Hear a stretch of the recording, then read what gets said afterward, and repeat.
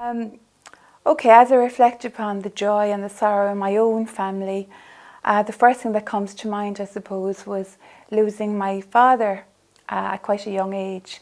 I was quite young, but he was quite young. He was only 46 when he died, and it all happened quite quickly, I suppose, within the time frame of about 2 months. And as a 19-year-old, it was very hard to come to terms with what was happening. I had 2 younger brothers, and I was very aware then and now of my own struggle within that and theirs. Also witnessing my mother go through very, very deep, dark bereavement and grief, and how she struggled with that for the longest time. The fact that I'm gay has never been a huge problem in my family situation.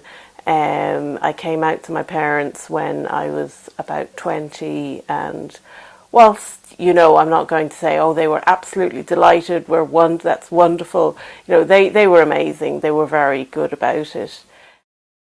Sadly, Tony died after the 20 years of marriage from cancer.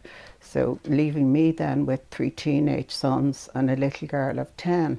My son came out when he was 27, and I was quite ignorant at the time as regards gay people, and didn't really understand, and I got involved with a group of parents in the north of Ireland and spent a lot of time with them. And those very words, intrinsically evil and disordered, really upset us. We were people from Protestant and Catholic churches and people of no religion, but we were just there as parents. We wanted to love and support our offspring. So I felt hurt at those words. I felt angry. But I took it on board, and our facilitator in the group said, would you think of doing something for the parents in the south? So those very words motivated me to turn my anger into something positive, that I was going to reach out and help other parents. I always had it in mind that whatever I did, I wanted to work somehow within the framework of the Catholic Church. And I know having a gay son has really motivated me to strive to be a much better Christian and to be much more inclusive. So as part of trying to do something to help, I went to after my son was out about 3 years, he was 27 when he came out. So I eventually got the courage to go down to one of the priests in my parish. I heard him saying the lovely words from the altar, do not be afraid. And I knew with the work that this priest had been involved in, even though I didn't know him personally to talk to, I felt that this was the right person. So there was 2 other people came along with me. I went first of all initially to meet the priest myself and shared my story. So I shared my story about Stephen, and I told him some of my feelings about the church, and that I was upset about that. And I will say I got a powerful response from that priest. He really cloaked my story with a great dignity. He asked me to put some of my story on paper. He asked to meet the other 2 parents that were interested in forming a little group to help parents. So he met us all, and I did commit some material to paper. But along the way, I came to a beautiful truth came up in me, that every child that's born into this world comes into the world with a God-given dignity, and regardless as to who their parents were or whatever way they come in, and nobody has any right to take that dignity from them at any part of their life.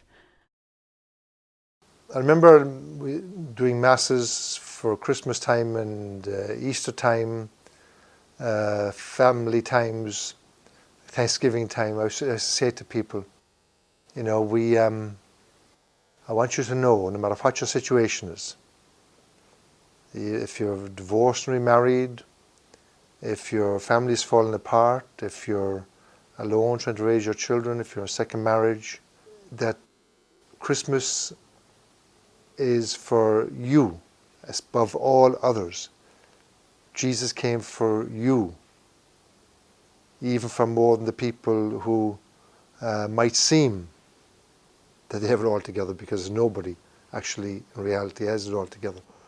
But so this is what I would say to people, that it was for them especially, in all these situations of brokenness, of feeling alienated and lost, feeling they'd failed. It's for you especially that Jesus came into the world. It's you he's searching for.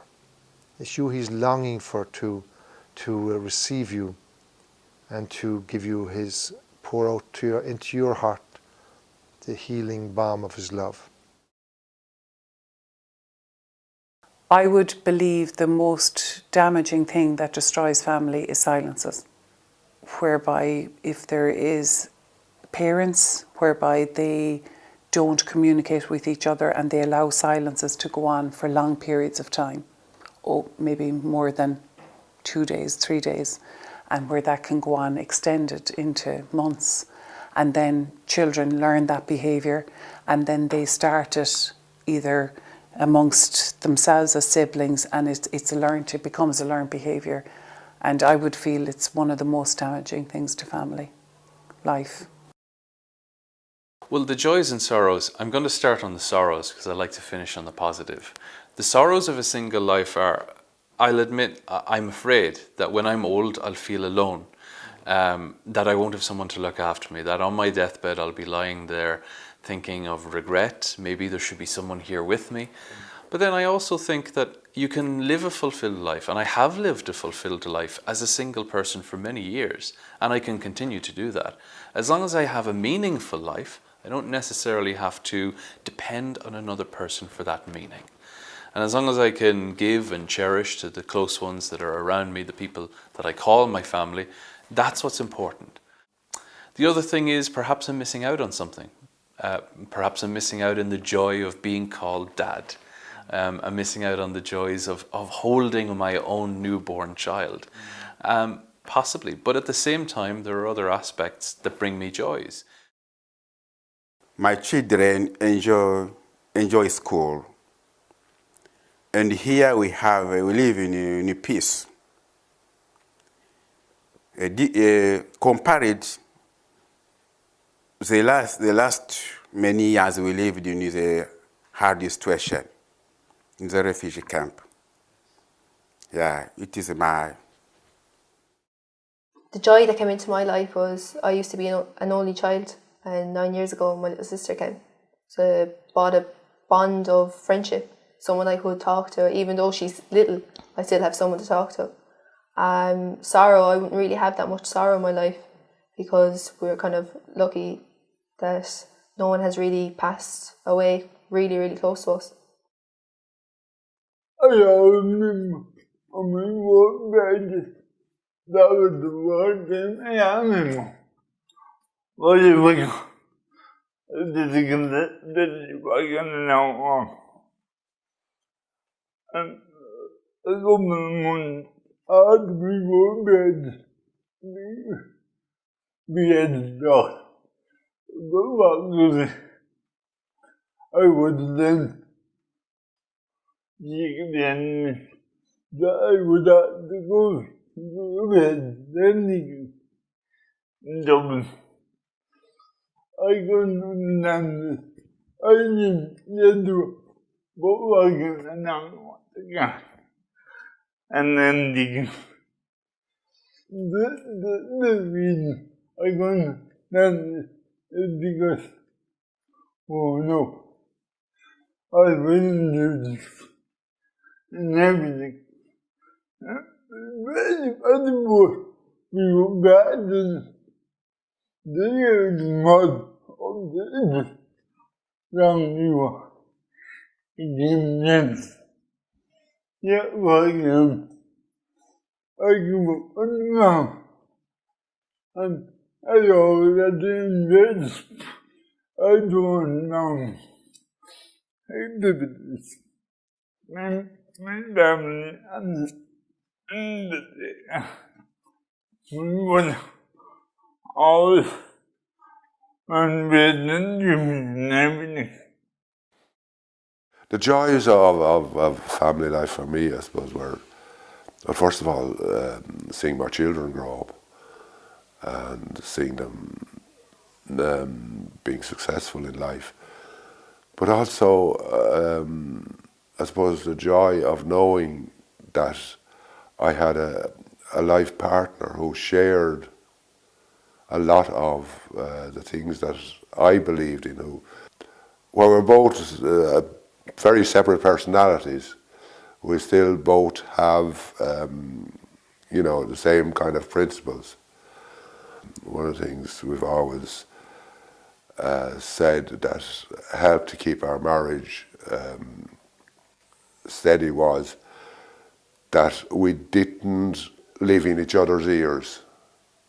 In other words, I had my interests, she had her separate interests. We pursued those interests individually, but then we had our shared interests that we pursued on a sharing basis. I suppose one instance, I remember my grandson. I used to pick him up from school when he was going to primary school, and I said to him, "Well, what did you learn today?" He said, "Nothing." I said, what was going on in school? So he got through what was going on in school. And then he'd ask me a question about something, and I'd tell him and say, "Do you know, Grandad, I think I should spend my time with you instead of going to school. I'd learn a lot more." And, that was I suppose, a big boost to my ego. And I suppose also was an indication of the fact that, he appreciated me. But I suppose one of the sorrows then was both my daughters' marriages broke up. And that was, it was a traumatic time for them, but it was also a traumatic time for us because we had to hold our hands through those marriage breakups. And one in particular was very acrimonious, so it was a lot of pressure. As Pope Francis again says, there's lots of things the church can give to the world, dogma and teachings and canon law and a sense of a vision for life and it's all but to quote the song, what the world needs now is some kind of an outpouring of compassion.